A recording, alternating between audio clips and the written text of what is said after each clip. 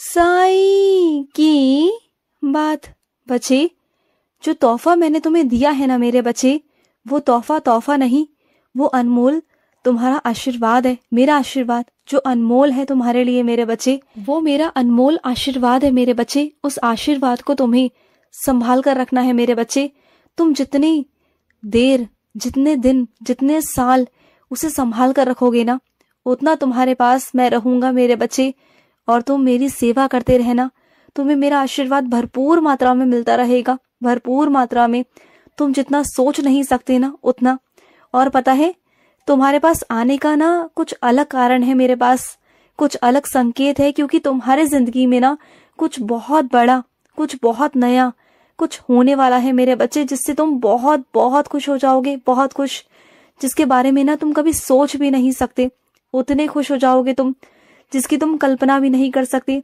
तुमने बहुत संघर्ष किए, बहुत परेशानियां झेली, तुमने अपने घर परिवार में भी बहुत कुछ देखा, ऊंच नीच देखी, भेदभाव देखे, संघर्ष किए, रोए, उठे, बैठे अपने घर वालों के साथ में, और फिर से उठकर खड़े हुए, हिम्मत लाए और दोबारा से चले। तो मैं कैसे तुम्हें रोकूं मेरे बच्चे? मैं कैसे रोक सकता हूँ तुम्हें? तुम्हें तो मैं भी आगे बढ़ाना चाहता हूँ, तुम्हें इतना आगे बढ़ते देखना चाहता हूँ, इतना कि तुम अपने परिवार के लिए तो सक्षम बनो ही बनो, लेकिन और भी मेरे बच्चों के लिए, जरूरतमंद बच्चों के लिए भी तुम सक्षम बनो मेरे बच्चे, और तुम अपने पांव पे खड़े हो सको। पर एक बात कहूँ तुमसे, जिस कुर्सी पर मैं तुम्हें बिठाना चाहता हूँ, जिस सिंहासन पर बिठाना चाहता हूँ ना, तो वहां बैठने के बाद ना मेरे बच्चे अपने अंदर घमंड मत लाना, क्योंकि तुम साईं के बच्चे हो और तुम्हारे अंदर हमेशा नम्रता, विनम्रता ये होनी चाहिए मेरे बच्चे। हमेशा प्यार से बात करना, तुम्हारी वाणी में मिठास होनी चाहिए, और कोई भी अगर जरूरतमंद हो ना तो उसकी सहायता करना। तुम जितना लोगों की सेवा करोगे और उनकी दुआएं कमाओगे, उनका आशीर्वाद लोगे, उतना तुम आगे से आगे बढ़ते जाओगे। और ये मैं तुम्हें आशीर्वाद देता हूँ मेरे बच्चे।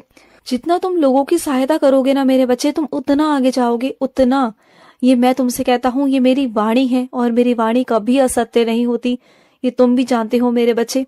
और सुनो, जो लोग तुम्हारे आसपास ऐसे हैं ना, जो मुखौटा पहन के बैठे हुए हैं, जो तुम्हारे सामने तो बस ऐसा दिखाते हैं कि कितने संस्कारी हैं, और लोगों के सामने दिखाते हैं कि कितने संस्कारी हैं, लेकिन उनकी असलियत ना सिर्फ और सिर्फ तुम्हें पता है, क्योंकि तुमने देखा है उन्हें कई बारी तुमने देखा है कि वो किस तरह का व्यवहार करते हैं।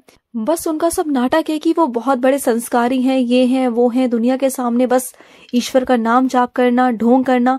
लेकिन अगर उनके अंदर झांका जाए ना, तो इतनी ईर्ष्या भरी है उनके अंदर, इतनी कालक भरी है कि वो ना, अगर कोई साफ हीरा भी रख दूं ना मैं, सफेद रंग भी होना, तो वो भी काला पड़ जाए। इतनी कालक है उनके अंदर, इतनी ज्यादा ईर्ष्या भरी हुई है कि मैं बता नहीं सकता मेरे बच्चे, नहीं बता सकता। और सुनो, जो तुम्हारे अपने हैं ना, जो तुम्हारे बहुत अपने हैं मेरे बच्चे, मैं जानता हूँ उनसे तुम नाराज हो किसी वजह से, लेकिन इसका मतलब ये तो नहीं ना कि अगर वो बीमार हैं तो उन्हें तुम पूछोगे नहीं। ऐसा मत करो मेरे बच्चे। देखो, पूछना तुम्हारा फर्ज है, पूछा तो दुश्मनों को भी जाता है मेरे बच्चे। अगर कोई बीमार होता है ना, तो दुश्मनों को भी पूछा जाता है, तो वो तो तुम्हारा अपना है मेरे बच्चे। तुम अगर नाराज हो तो इसका मतलब ये तो नहीं ना कि तुमने रिश्ता तोड़ दिया या रिश्ता खत्म कर दिया, नहीं ना। देखो, उनसे बात करो और उनकी हालचाल पूछो। वो तुम्हारा इंतजार कर रहे हैं कि तुम कब उनका हालचाल पूछोगे। पता है उन्हें बहुत बुरा लग रहा है कि तुम ना उनका हालचाल भी नहीं पूछ रहे हो। वो तुमसे कोई गुस्सा नहीं है, बस थोड़े से नाराज है। और जब तुम उनसे बात करोगे, हालचाल पूछोगे ना, तो उनकी नाराजगी भी खत्म हो जाएगी और तुम्हारी भी। बात करो, बात करने से नाराजगी दूर होती है, बिना बात करे तो गलतफहमियां बढ़ती है मेरे बच्चे। तो जाओ और जाकर बात करो, फोन करो उन्हें और बात करो, वो तुम्हारा इंतजार कर रहे हैं मेरे बच्चे। और सुनो, जब भी मेरी साईं सा चरित्र पढ़ने बैठते हो ना, तो ये मत सोचा करो कि मैंने स्नान नहीं किया। तो सुनो मेरी बात को, इस वहम को मन में मत लगाओ। जब तुम सुबह सुबह स्नान एक बार कर लेते हो ना, तो उसके बाद जब भी तुम साईं सा चरित्र पढ़ो कभी भी मेरे बच्चे, तो अपने हाथ पांव अच्छे से धोकर फिर तुम साईं सा चरित्र का पारायण कर सकते हो। कोई बात नहीं है, तुम्हारे बाबा का पाठ है, वो तुम्हारे साईं का है, तो इसमें इतना वहम मत किया करो। आराम से जब मन करे तब कर लिया करो, कोई बात नहीं। और सुनो, अगर तुम कभी कभी बीमार पड़ जाते हो और नहीं नहा पाते हो ना, तो तब एक काम कर सकते हो, तभी मुंह हाथ धोकर तो मेरा पाठ कर सकते हो, मेरी साईं सा चरित्र पढ़ सकते हो। ऐसा कोई वहम मत मानना, ना कुछ कहना ना कुछ करना। और अगर ना कोई बात का मन में वहम आए भी या कोई डर भी आए ना, तो सीधा मेरे पास आना और मुझसे कह देना। बस बात वहीं खत्म हो जाती है। 4 लोगों के पास पूछने मत जाना। ये 4 लोग हैं ना, 4 जुबान है इनकी, 4 तरह के वहम है इनके, तो उनकी सोच में मत जाना, उनसे मत पूछना, उनसे बिल्कुल भी मत पूछना। सीधा मेरे पास आना और मुझसे पूछना, मैं तुम्हें जवाब दूंगा। देखो, तुम्हारे और मेरे बीच ना कोई नहीं आना चाहिए, सिर्फ तुम और मैं मेरे बच्चे।